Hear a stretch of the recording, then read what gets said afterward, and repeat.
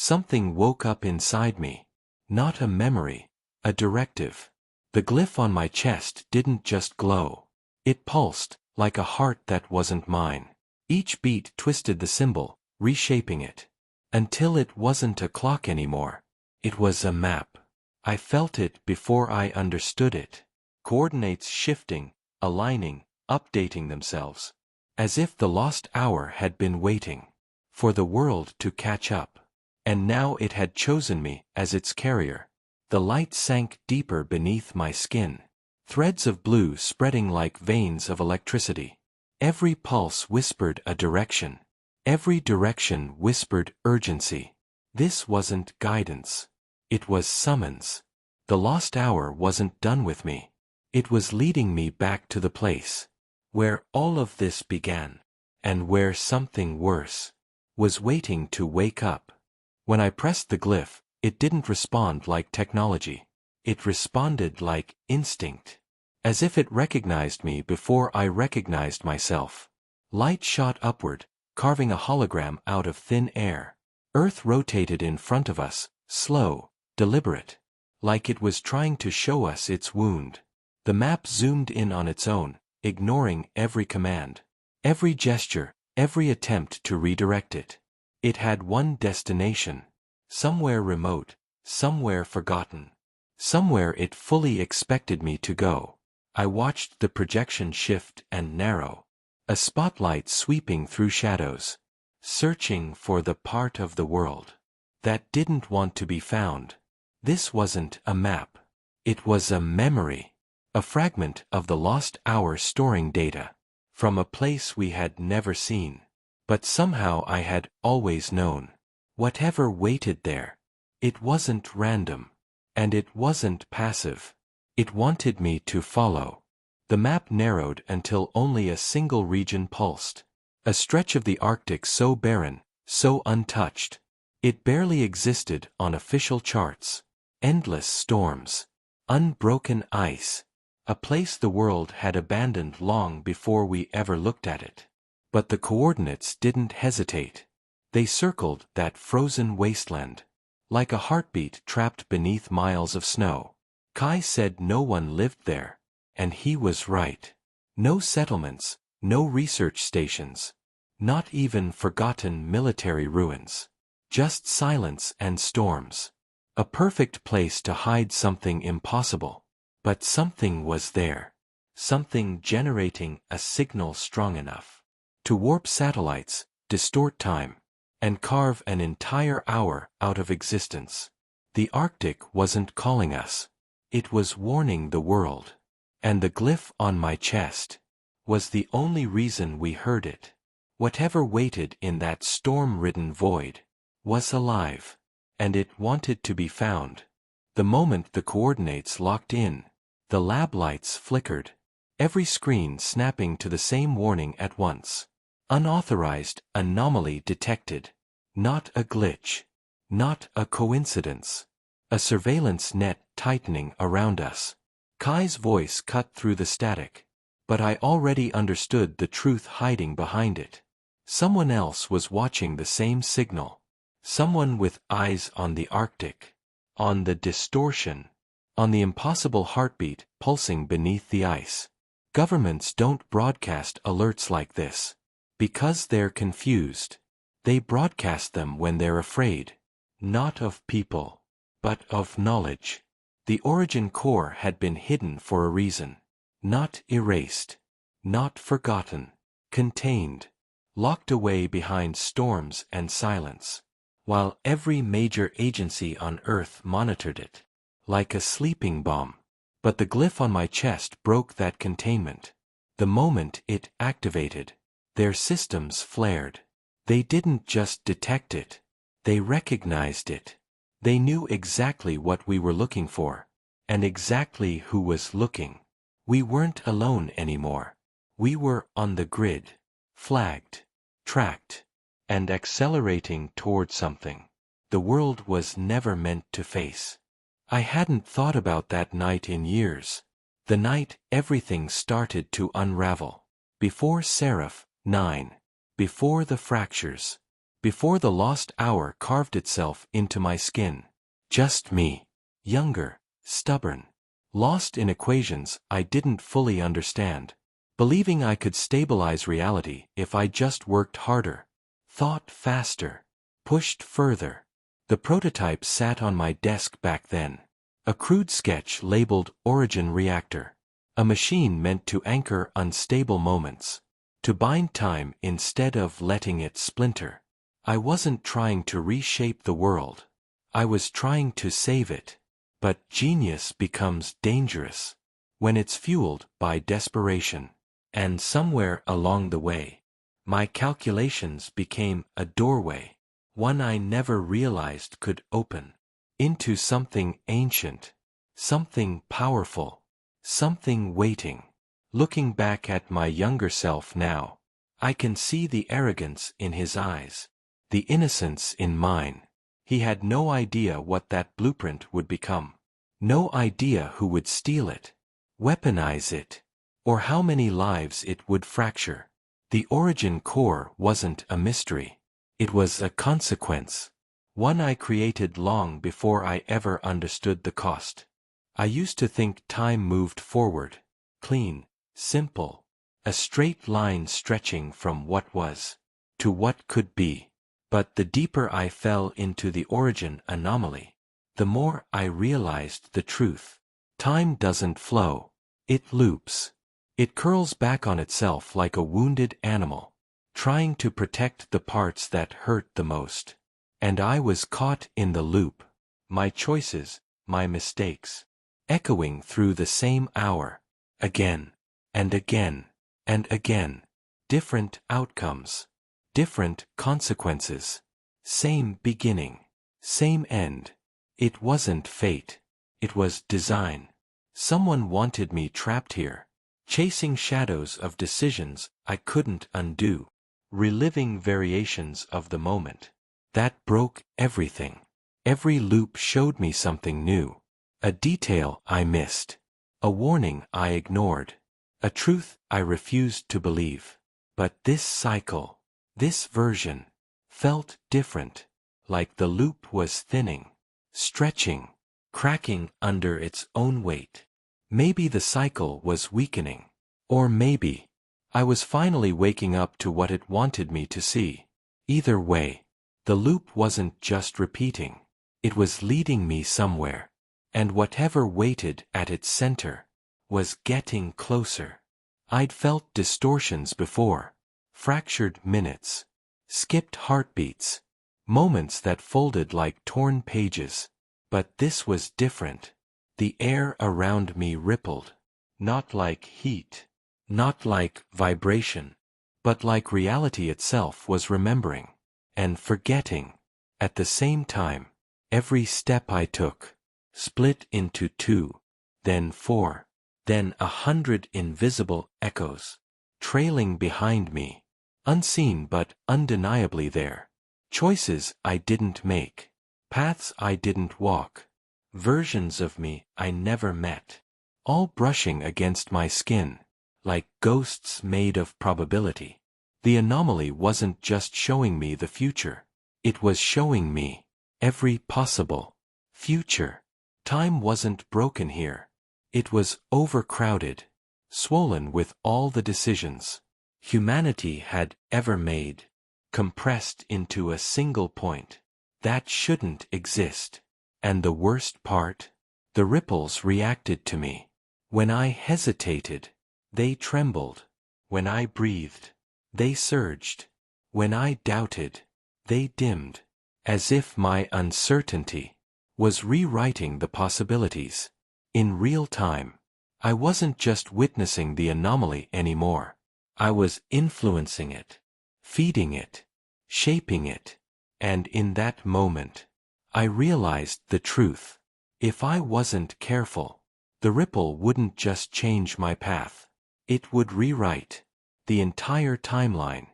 The engines roared beneath me, a deep, metallic growl that rattled my spine and sank into the parts of me still pretending. I wasn't afraid. I'd launched a dozen times before, but never like this. never with time itself, pulling at my bones, as if it wanted to anchor me to the ground. As the thrusters ignited, the world below collapsed into a single point. City lights smearing into static, the horizon bending, gravity clawing at the hull, like it was begging me to turn back. But hesitation wasn't an option. Not now. Seraph 9 had coordinates. The anomaly was spreading, and the answers I needed were no longer on Earth. The ship kicked upward, a violent rip through stillness, and for an instant, I felt weightless, not liberated, but suspended, caught between the life I'd lived and the future racing to claim me. The cockpit panels flickered, syncing with the pulse on my chest. That cursed glyph, throbbing like a second heartbeat. It wasn't just reacting to the ascent, it was anticipating it. As clouds swallowed the view, I exhaled slowly, steadying my thoughts against the rising hum of the boosters. Because this liftoff wasn't a launch, it was a threshold, and somewhere in the dark, above the atmosphere, something was waiting, something that had been expecting my arrival, long before I ever chose to fly. Halfway through the climb, the sky changed, not the color, not the clouds, but the structure of it, as if the atmosphere itself was remembering something it shouldn't. The ship jittered, a sharp tremor cutting down the frame, followed by a low-frequency hum that didn't come from the engines. I'd heard it before, inside the lost hour.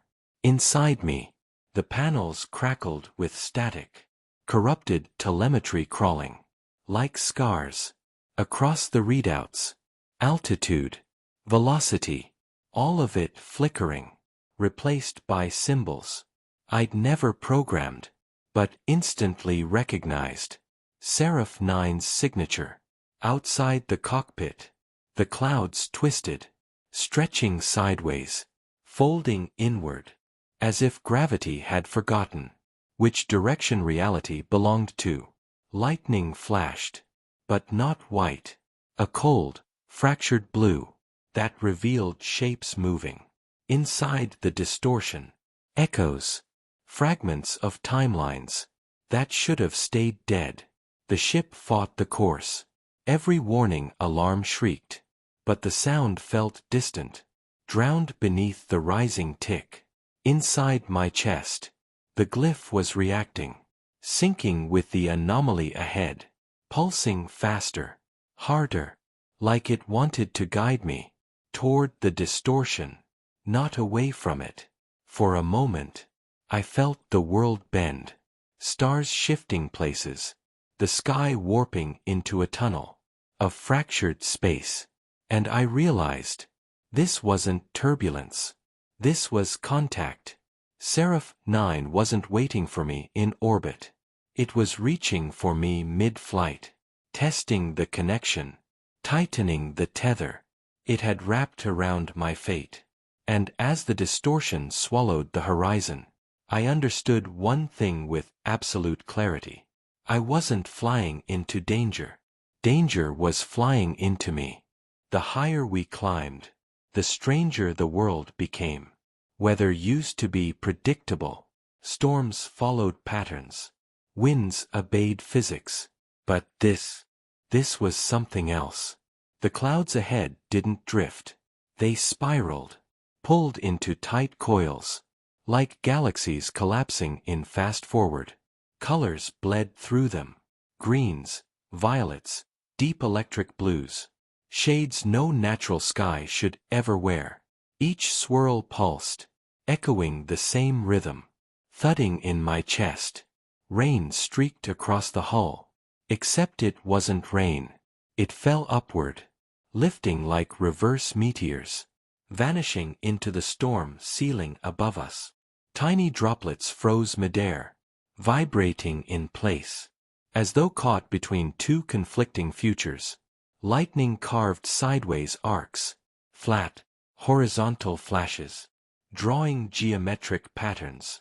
Across the sky, circles, triangles, the same angular glyphs that had branded themselves into my skin.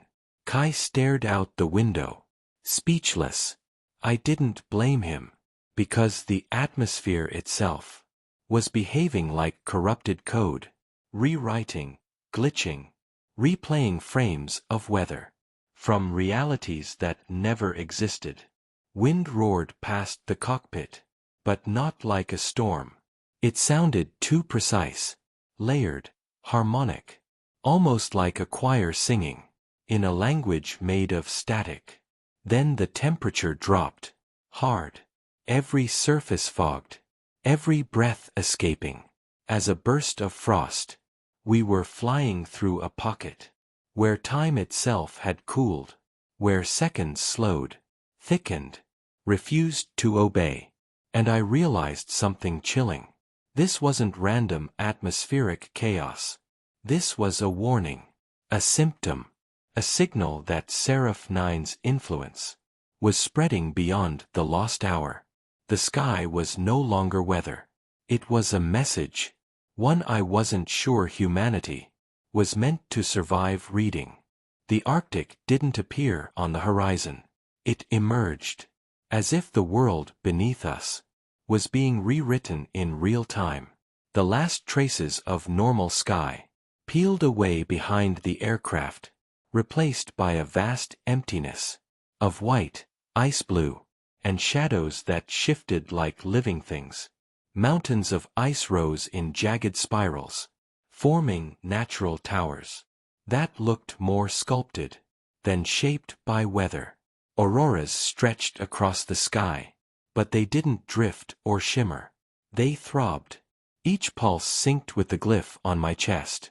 Every flash of light felt like a heartbeat not my own, a reminder that this place answered to the same force that marked me. Kai murmured, coordinates locked in. But the tremor in his voice told me everything. This wasn't the Arctic from maps or satellite scans. This was something older, something untouched, uninterested in the rules. The rest of Earth obeyed. Snow whipped across the windshield, in perfect waves, as if guided by unseen geometry. It wasn't random. Nothing here was random. The flakes spiraled, twisting through the air, like fragments of memory, trying to solidify. The air grew heavier with every kilometer we crossed, not just cold, but dense, weighted, as though time here had thickened into something solid, something slow. I felt it press against my skin, against my thoughts, against the space between seconds. Every breath tasted metallic, like the residue of broken timelines and abandoned experiments. I told myself I was ready to face whatever waited here. But as the Arctic swallowed us whole, I understood the truth. I wasn't entering a place. I was entering a consequence. The first sign wasn't the sound. It was the pressure, a tightening behind my eyes, like the air inside the cabin had suddenly turned electric. Then the static came, a thin whisper at the edge of hearing, hissing through the metal walls, through the instruments, through me. Not noise, a presence. Seraph 9's voice bled into the cabin, distorted and distant. Closer. The word slid into my mind, like a cold blade, sharp enough to make me shiver. I gripped the seat, because the world felt like it tilted. Not the aircraft. Reality itself. Every pulse of static synced with the glyph on my chest, each flicker tugging at my heartbeat, like invisible fingers. Kai kept shouting something, warnings, questions, but his voice was muffled, as if it belonged to another timeline. This one belonged to Seraph 9, and he wasn't here to stop me. He was leading me. calling me forward. With a voice buried in the lost hour, woven into the fracture that lived beneath my skin. The darkness outside the windows seemed to lean inward, as if listening, as if agreeing. And in that moment, I understood the truth I hadn't dared to face. Seraph 9 wasn't chasing me. He was connected to me, guiding me toward the origin core, not to end the anomaly, but to finish what I started. It started with a shudder, small, almost insignificant, the kind of vibration a pilot ignores, until it becomes impossible to ignore. Then the alarms erupted, a violent chorus of red lights and synthetic screams. Engine 2 flickered on the display, its output dropping, then collapsing. Kai fought the controls, hands moving faster than thought. But the aircraft lurched sideways, as if something outside had gripped the hull and pulled. I felt the pressure shift, a distortion rippling straight through the cabin. Not turbulence, not weather, time bending around us, like a fist closing.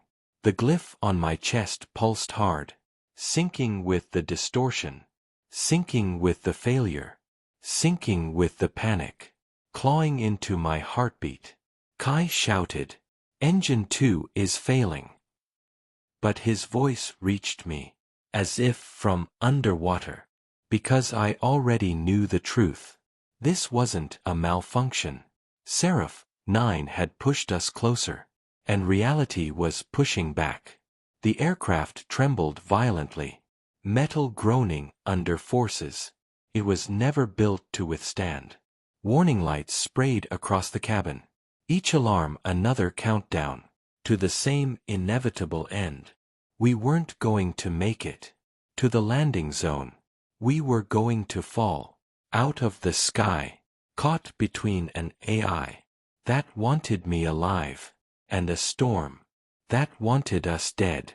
The moment the landing gear failed to deploy, I knew this wasn't going to be a landing. It was going to be a survival attempt. The ground rushed toward us, a sheet of fractured ice, stretching endlessly beneath the storm. Kai wrestled the controls, coaxing every last ounce of obedience from a ship that no longer wanted to obey. But the aircraft was fighting him, buckling, tilting, dragged off course by an invisible tremor in the air. The temporal distortion wrapped around us, thick and alive, as if the lost hour itself had reached forward to claim our descent. Alarms screamed themselves raw. Metal rattled so violently, the cabin felt seconds away from peeling open. Kai's voice cut through the chaos. "Brace." And for a heartbeat, the universe shrank to that one word. Then impact. The first hit was a bone-cracking slam. The second a sideways skid that tore the horizon apart. Ice shattered around us, like exploding glass. The hull carved a blazing scar across the frozen plain. Sparks and snow erupting together. In a storm of fire and frost, I felt the aircraft roll. Once, twice. Gravity twisting into madness as we tumbled through white oblivion. And then, stillness. Crushing, freezing stillness.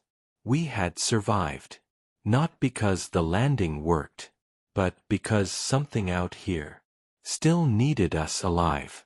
The moment my boots hit the ice, I understood why this place had been erased from every chart.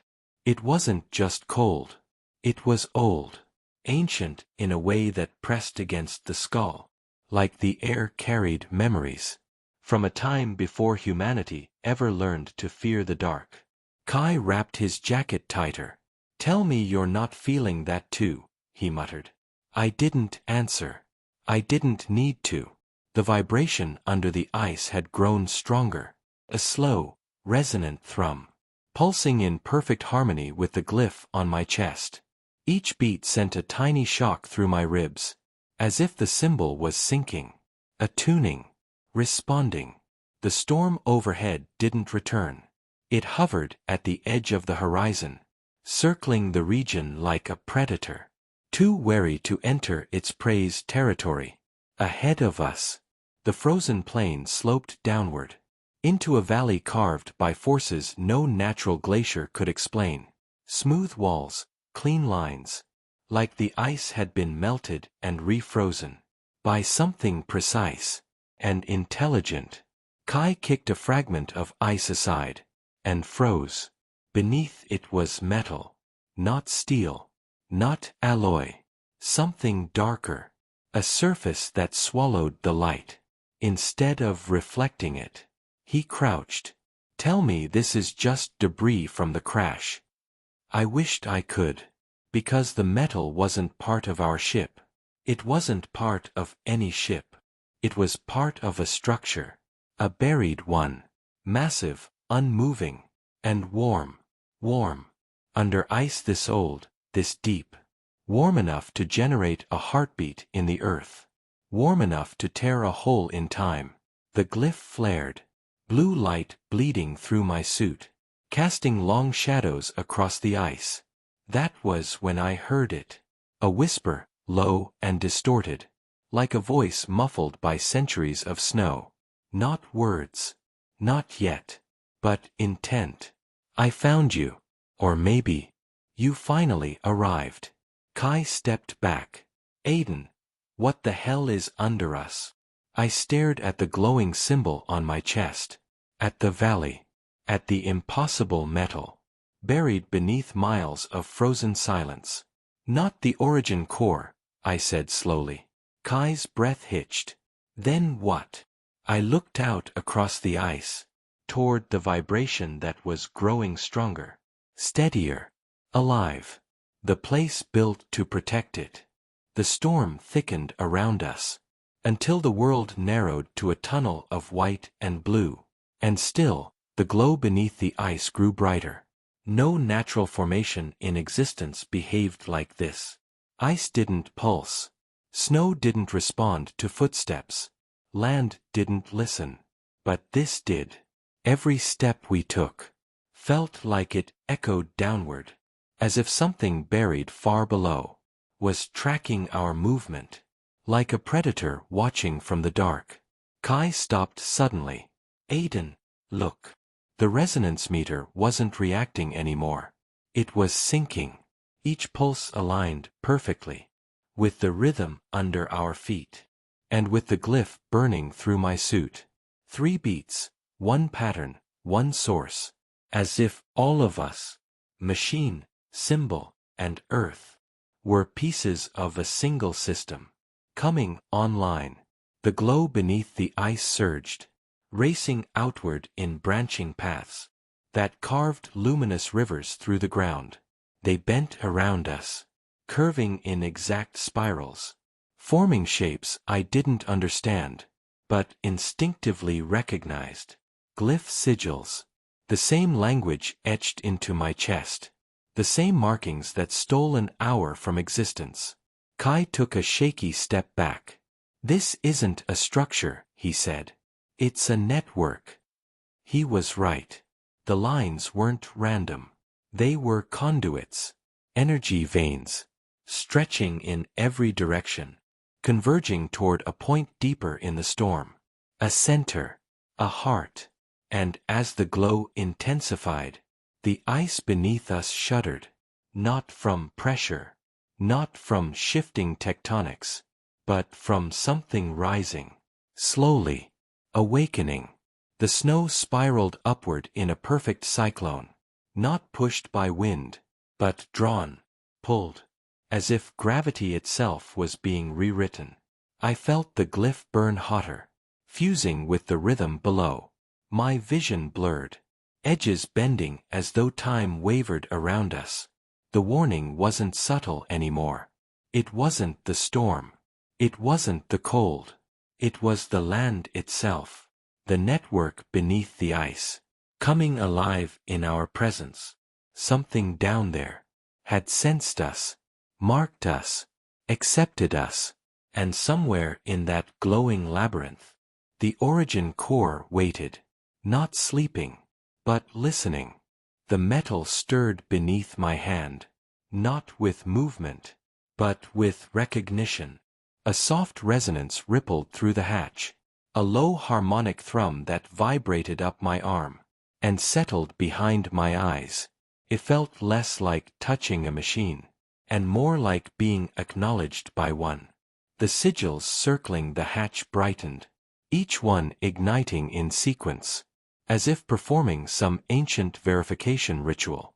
The light crawled along the ring, leaving a trail of deep blue fire that illuminated the storm-dark air around us. Kai swallowed hard. Aiden, it's reacting to you. I wished he was wrong, but the glyph in my chest tightened, not glowing, not burning, but constricting, like something buried within it recognized this place, and was bracing itself. The vibrating hum grew stronger, spreading outward in perfect geometric waves, making the ice around the hatch fracture, in thin, crystalline lines, not breaking, revealing, beneath the translucent surface, layers of metal spirals and conduits, unfurled like a blooming flower. This wasn't a door. It was a lock designed for something, or someone, who carried the same mark I did. Back up, Kai whispered, though neither of us moved. The air around the hatch thickened, charged with invisible static. That made my breath tremble in my lungs. Then, with a slow exhale of escaping pressure, the center of the hatch began to rotate, not mechanically, gracefully, as if levitated by magnetic threads, older than our civilization. The sigils aligned, the hum deepened, the ice groaned, and the hatch opened, not downward, not upward, but inward, sliding into darkness. That wasn't a chamber, or a tunnel, or anything built by human hands. Warm light pulsed from below, matching the rhythm of the lost hour itself. I felt it calling to the glyph, nudging it awake, urging me to descend. Kai exhaled shakily. This is it, isn't it? The origin core. No, I said quietly, though every instinct in me was already stepping toward the opening. This is just the entrance. The air shifted as the hatch settled open. Not colder, not warmer, just aware. A thin column of blue light rose from the depths below, dust and frost drifting through it, like particles caught in the beam of a projector. But this wasn't illumination. It was scanning, reading, confirming.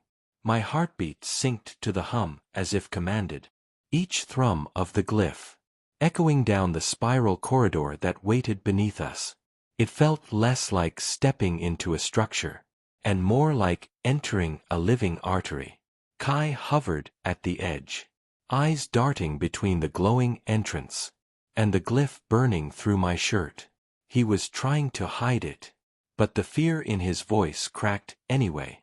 Aiden, what if this place was made for you? I didn't answer, because the real question wasn't what if, it was why. The light pulsed again, and lines along the inner walls unfurled like circuits waking from centuries of sleep.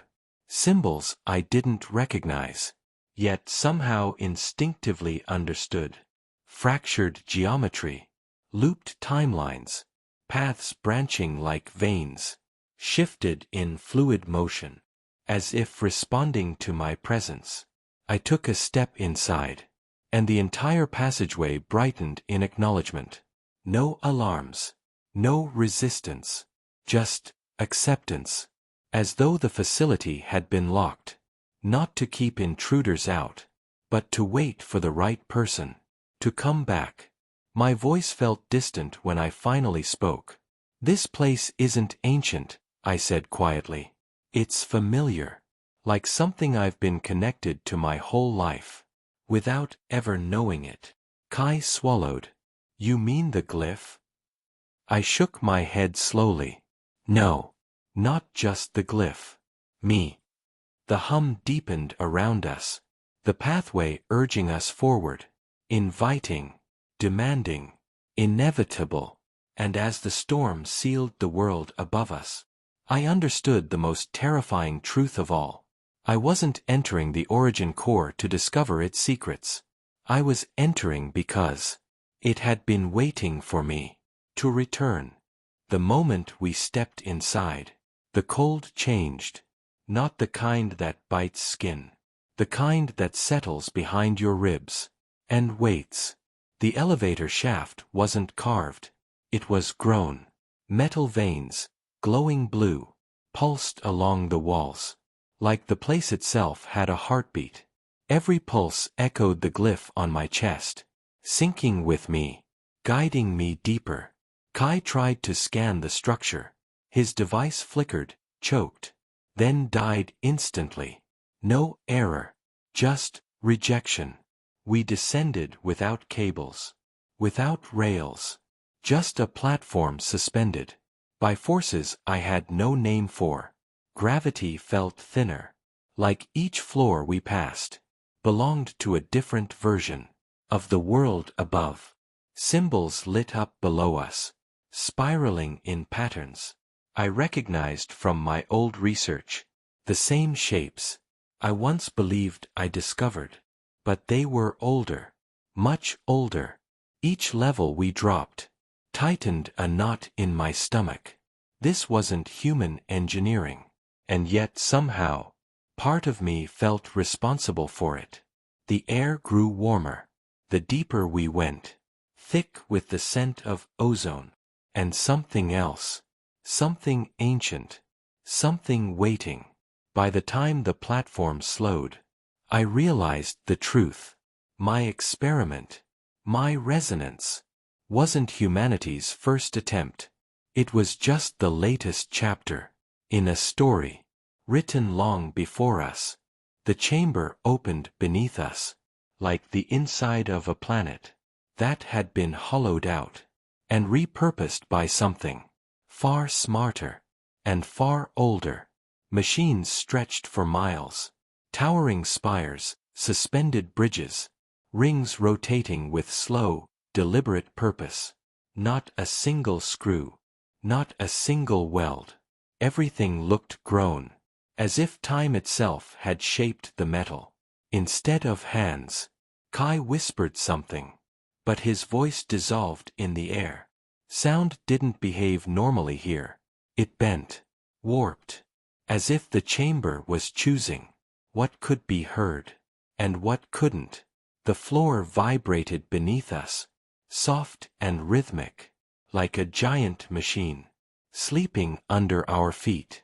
Every vibration resonated through the glyph on my chest, as if the place recognized me as one of its own. I stepped forward, and the lights responded, ancient circuits blooming awake, in a wave of blue fire, spreading across the walls, across the ceiling, down into unseen depths. Kai kept repeating the same phrase. This shouldn't exist. But it did. And worse. I had seen pieces of this design years ago, in the prototypes I abandoned. This wasn't a discovery. It was a confirmation. Humanity didn't create advanced temporal tech. We inherited it from a civilization that vanished long before our first history book ever knew to remember them. The walls weren't empty. Shadows stretched across stone and metal, etched deep, not painted. Figures frozen mid-motion, holding tools and devices that looked disturbingly familiar. I stopped. My pulse hammered. Every silhouette mirrored the resonance drive. The same patterns I thought I'd invented. Years after these walls were carved. Thousands of years. And yet, someone had already solved what we were still struggling to understand. I ran my hand along the carvings, and the surface felt alive. The figures weren't static, they were memory, imprinted into the chamber itself. Every posture suggested intent. Every line suggested mastery. These weren't humans as we know them. They had commanded time, not in theory, but in practice, and left their knowledge behind, for whoever could read the signs. And then it hit me. Our work wasn't the beginning. It was an echo, a rediscovery, and the question settled over me, like the weight of the entire chamber. How long had this knowledge been waiting for someone like me to find it? There was another voice, faint, almost imperceptible, woven through the static of the lost hour. It didn't belong to Seraph 9. This one carried intent, ancient, deliberate, a warning and a plea, folded into the same breath. Return, the core, it whispered. The words didn't echo. They resonated, slipping into my bloodstream, sinking with the glyph on my chest, as if they'd been waiting for my heartbeat to align with theirs. The lost hour wasn't empty. It wasn't a void, or a malfunction, or the scar of a broken timeline. It was inhabited, alive, a consciousness older than our satellites, older than our equations, older than the first human attempt to understand time. It had been watching, waiting, learning, and in that moment, I understood why it hadn't consumed me the way it should have. The hour hadn't trapped me. It chose me, not as a visitor, not as an intruder, but as a custodian, a bearer of something far larger than any timeline I could comprehend. And the whisper made the stakes unmistakable. If I failed, the consequences wouldn't just shape the future. They would ripple backward and forward, through every second the world had left. The bridge wasn't made of stone, steel, or wood. It was light, condensed, trembling, stretching across pure nothingness. Each step felt like walking on the pulse of time itself. Beneath us, the void yawned open, swallowing the echoes of every second we had ever lived. Kai hesitated, asking if it was safe. Safe. Nothing here had ever been safe. Every movement carried intention. Every breath felt borrowed. The lost hour had reshaped reality into a gauntlet. The origin core waited somewhere beyond the glow, and this fragile ribbon of energy was the only path that dared to connect us to it. With each heartbeat, the bridge brightened, pulsing in rhythm with the glyph on my chest, as if it understood the weight of what we were approaching. And that's when I realized, survival wasn't the goal anymore. Crossing this bridge was a test of what time demanded from us, and what we were willing to risk, to reach the truth waiting on the other side. The chamber was immense, impossibly vast. The air hummed with energy, vibrating like the heartbeat of reality itself. At the center floated the origin core, a sphere of interlocking rings, spinning in perfect harmony, each rotation glowing with blue fire, each movement a sentence written in the language of time. It wasn't just a machine. It was the pulse of existence, the heart that dictated seconds, minutes, centuries.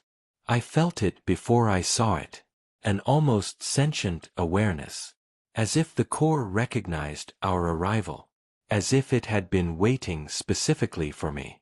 Every instinct screamed caution. Every memory of past mistakes whispered warning. Yet there it hovered, perfect, ancient, untouchable. And I understood something undeniable. We weren't observers anymore. We had crossed the line.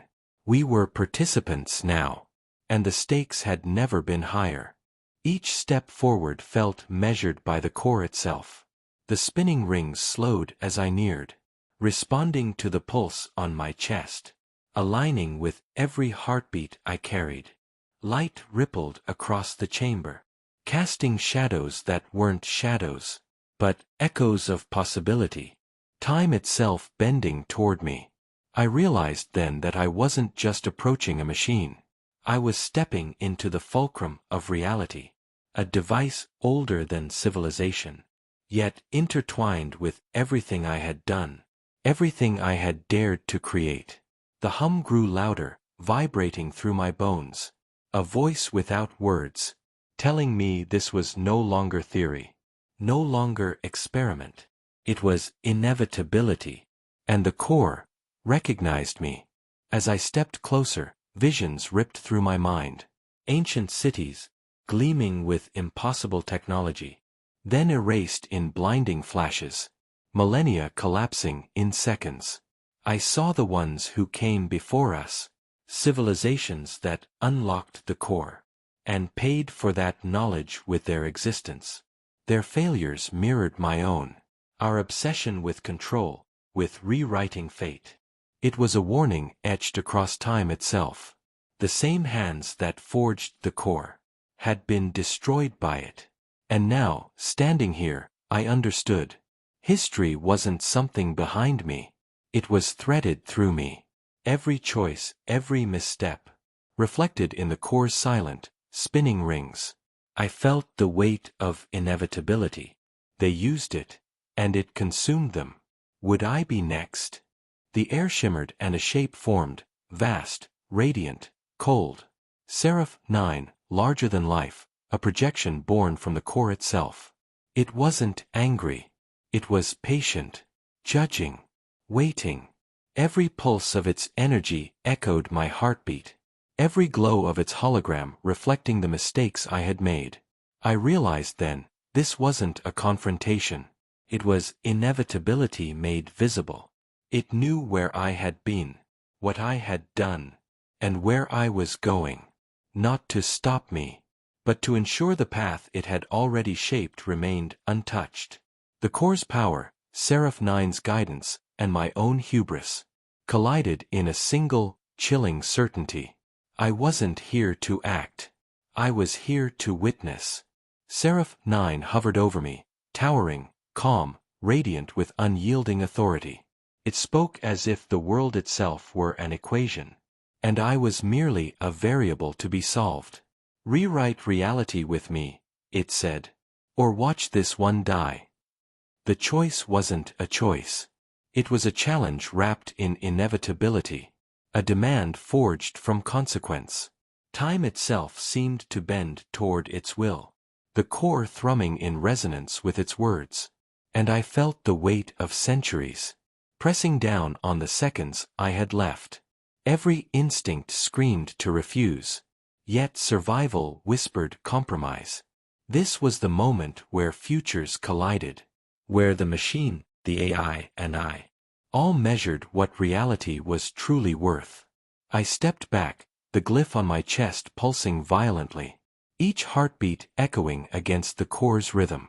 I'll never help you, I said, and the words felt heavier than any threat. Refusing wasn't simple defiance. It was a fracture in the current Seraph 9 controlled, a moment where consequence revealed its shape. The air trembled. Light flared around the core, as if time itself were bracing for the impact of choice. For the first time, I realized that saying no could be as dangerous as surrender. The path forward tightened, and the silence that followed was louder than any warning. I had made my stand, but standing alone in the shadow of infinity meant everything could still burn. The core erupted in blinding light. Waves of energy tearing through the chamber. I was thrown backward, the floor vanishing beneath me, and the world fractured around every heartbeat. Seraph 9's words cut through the chaos. Then you've chosen extinction. For the first time, I believed him. The air shimmered with heat and raw power. Every shadow stretching, twisting, as if reality itself bowed to a single, merciless will. I hit the ground, breath ragged, eyes wide. The core spinning, pulsing, alive with purpose. Time itself seemed to pause, measuring my fear, weighing my choice. And in that moment, I understood. This was only the beginning. The signal fades, but the story never ends. Like, share, and subscribe to keep the world of Epic Outlast alive.